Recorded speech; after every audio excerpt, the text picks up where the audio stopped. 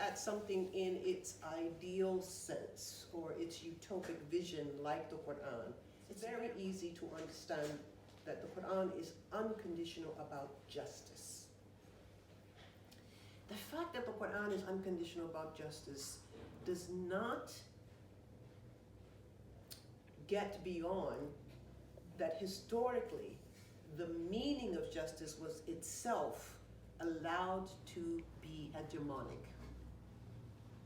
From the Greek philosophy to the Islamic philosophy. So the Greek philosophy, it was the citizen, the free person, and the male upon whom the highest ideal of the human was measured.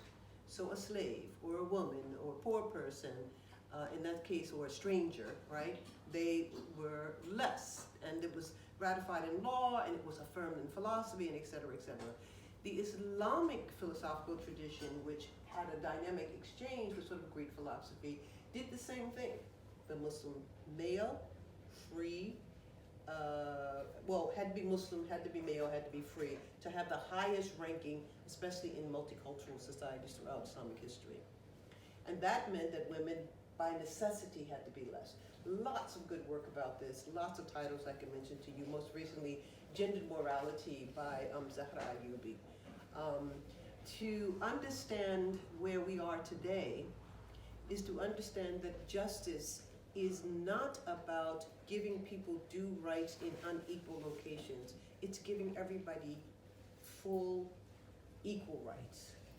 Not sameness, equal.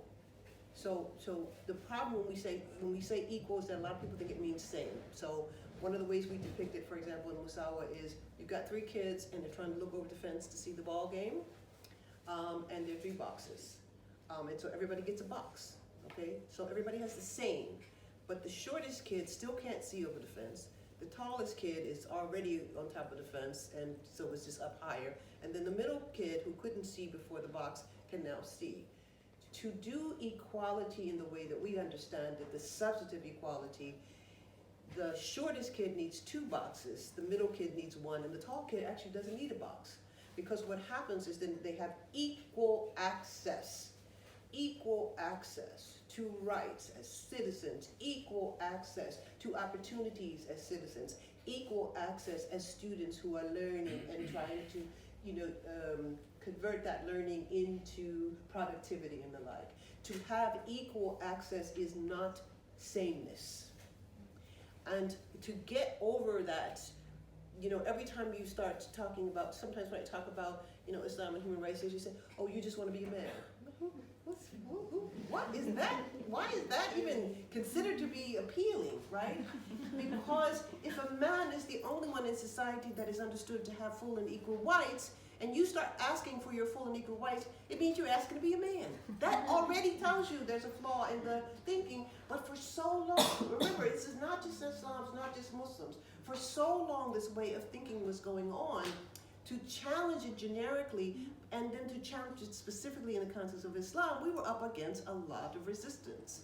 Especially because every time you would bring the word Islam forward, so too would come that Islamophobic definition of Islam, which was supported by extremist definition of Islam. So, you represent terrorists.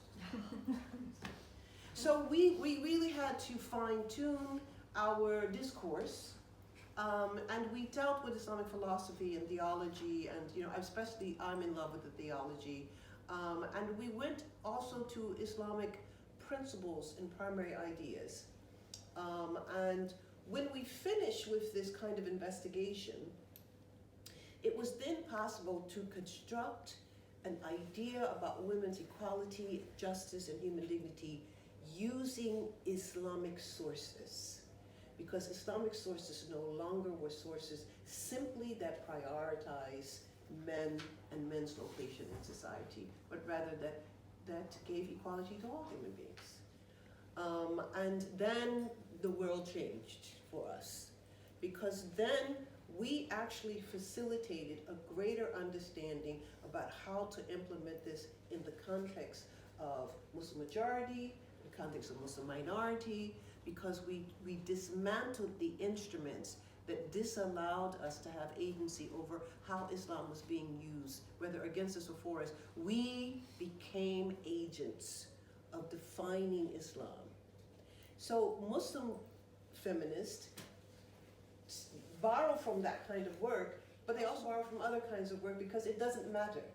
For me, I couldn't be a feminist from any of these other terms. But once I understood that Islam itself was the motivation for a promotion of the idea of musawa, which comes from the term of reciprocity, once I understood, I understood Islam, I'd already had the PhD by the time I started with the activists, but I didn't understand it in application because I didn't think it made a difference. Islam was I was just like the Islamists. Islam is perfect. Well, Islam is perfect, but then I'm there with people who have raised their entire lives as Muslim women, and they had not experienced perfect. So next thing you know, you become empowered to be able to challenge any laws, any policy, any culture, any domestic location that denies you the opportunity to have full agency with regard to your well-being as a Muslim and a woman, and that is extremely powerful. But it had to evolve through these sort of competing agendas, programs, history, life unfolding. And at this point, it now has realigned itself with, I think, an interesting location, because people understand that whenever Islam is being used by the state to limit women's access to resources, productivity, opportunities, and the like, that we can then have the members within that nation state challenge them along the lines both of their citizenship, because we live in a nation state and usually constitutionally equality is guaranteed, but people say, oh, well, that has nothing to do with Muslims.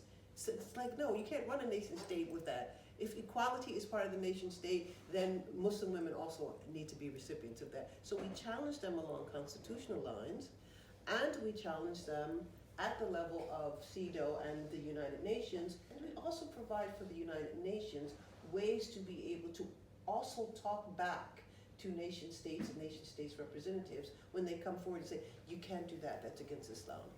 So the program that Faiza was in was one of our early ones. We're still doing it at Musawa, which is celebrating the completion of its 11th year as of last month, February. We're officially now into March. And the need for a global network that would communicate with each other over how to move forward with regard to the ways in which their own particular nation state articulates Muslim women's rights or the lack thereof, has again been like one of those thrilling things for me, because I used to go from place to place to place to place, basically talking through the Quran and notions of equality through theology. But again, we don't have any Muslim personal status law in the United States, so I'm not actively engaged. I'm less engaged in my own home place than I am in other places, but it was really nice to have a network that would come together in order to be able to provide, you know how they do, what's your best case scenario and what are your challenges, how do you address those challenges, and next thing you know, you're not alone, But also you find out you don't have to give up your identity as a Muslim woman in any way, shape, or form. You don't have to be a certain kind of Muslim woman. There is no one kind of Muslim woman, but the idea of human dignity is unconditional. And that is that. I don't know how many minutes that was, but 44. Thank you very